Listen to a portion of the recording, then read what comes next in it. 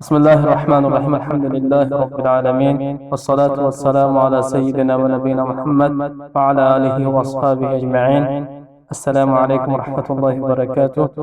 السلسلة هو درس عقيدة امروز چگونه دوستداری الله و پیامبرش را می‌آموزیم. دوستداری الله و پیامبرش این پیروی از آنها کردن است. سبب چگونه دوستداری خداوند و پیامبر این فرمانبرداری و پیروی امر آنها می باشد، زیرا هر یک امری که و نهی که پیامبر و الله به ما خبر دادند ما باید اجرا کنیم. اگر اجرا کنیم بدانیم که ما الله و رسولش را دوست داشتیم. الله در قرآن خبر داده میگوید: قل این کنتم تحبون الله فاتبعونی یحببکم الله. سوره آل عمران. ای پیامبر صلی الله علیه وسلم بگو به مؤمن ها که اگر خدا را دوست دارید مرا پیروی کنید تا خدا شما را دوست دارد. ببینید این آیت به ما چه خیلی خبر داده ایستاده است که الله میگوید اگر خواهید که مرا دوست دارید پس پیروی به پیامبر بکنید و آنچه که پیامبر به شما خبر داد آن را اجرا کنید.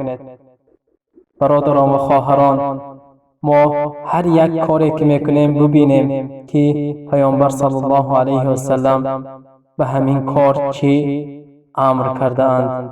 اینچنین در حدیث آمده است که پیامبر صلی الله علیه و سلم میگویند: لا یؤمن احدکم حتی اکون احب الیه من ولده و والده و الناس اجمعین. روایت بخاری.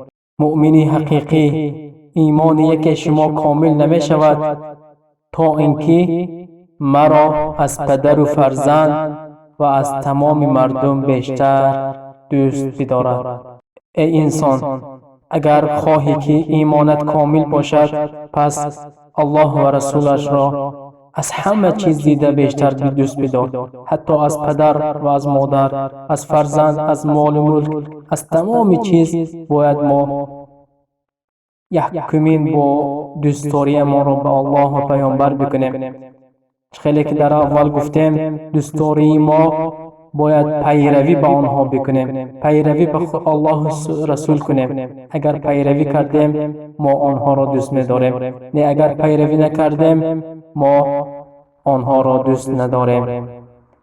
هر یکی ما کوشش کننده باشیم که اجرا کننده امر آنها باشیم. هر یکی ما می‌دانیم که پدر مادر یک چیز را امر کند آن را به کم و کوس اجرا میکنیم، لیکن امر الله و رسول را ترک میکنیم. بدانید که اگر ترک بکنید شما دوست نمی‌دارید الله و رسولش را. برای همین هر یکی ما به پیروی به پیامبر و به رسول به الله سبحانه و تعالی بکنیم. برای همین برادران و خواهران پیروی به الله و رسولش کنیم تا که از اهل آنها و دوست داشته شده برای آنها باشیم. و صلی الله علی نبینا محمد و علی آله و اصحابه اجمعین.